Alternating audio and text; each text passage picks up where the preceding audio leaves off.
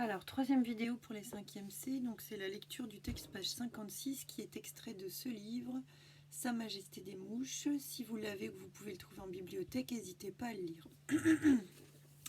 Donc je vous lis la petite introduction. Donc un avion s'écrase sur une île déserte, seuls les enfants survivent, tous garçons et britanniques, c'est-à-dire qu'ils viennent d'Angleterre. Ils tentent de s'organiser sous la conduite de Ralph, qu'ils ont choisi pour chef. Jack est parti avec sa bande chasser le cochon au lieu d'entretenir le feu qui doit servir à les signaler, si jamais un bateau passe au loin, afin qu'ils puissent rentrer chez eux. Or, Ralph, resté sur la plage, a vu passer un bateau. Il y a eu un bateau. Mis en face de terribles éventualités, Jack se déroba.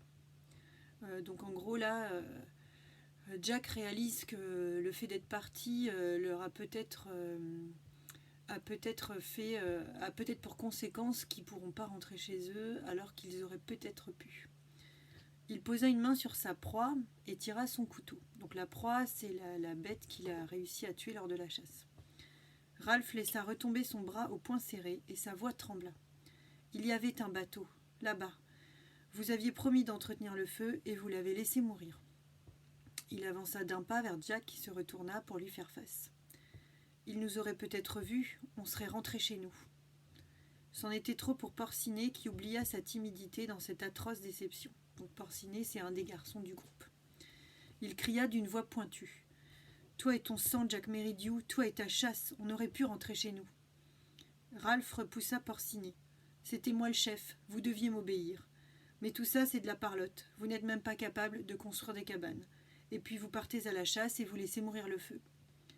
Il se détourna un moment silencieux, mais emporté par son indignation, il reprit. Il y a eu un bateau. Un des plus jeunes chasseurs se prit à gémir. La terrible vérité se faisait jour dans tous les esprits, c'est-à-dire le fait que peut-être ils auraient pu enfin être sauvés. Jack devint très rouge tandis qu'il tailladait la carcasse. C'était trop dur, on avait besoin de tout le monde. Ralph se détourna. Tu aurais pu avoir tout le monde une fois les cabanes finies, mais tu avais envie de chasser. On avait besoin de viande. Jack se redressa, le couteau rougi à la main. Les deux garçons se firent face. Deux mondes s'affrontaient. Celui de la chasse avec ses tactiques, son exaltation farouche, son adresse. Celui de la tente et du bon sens confondus. Jack changea son couteau de main et se barbouilla le front de sang en repoussant ses cheveux collés. Donc dans ce texte, ce qui est important de voir, c'est qu'en fait dans le groupe, il peut y avoir des phénomènes d'affrontement.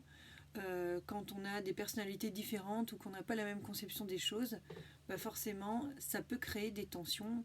Et donc là on voit deux personnalités, Jack et Ralph, qui s'affrontent parce que elles n'ont pas eu la même façon de gérer les choses à ce moment-là. Voilà pour cette petite vidéo, en espérant que ça vous aide. N'hésitez pas à mettre des commentaires pour me le dire.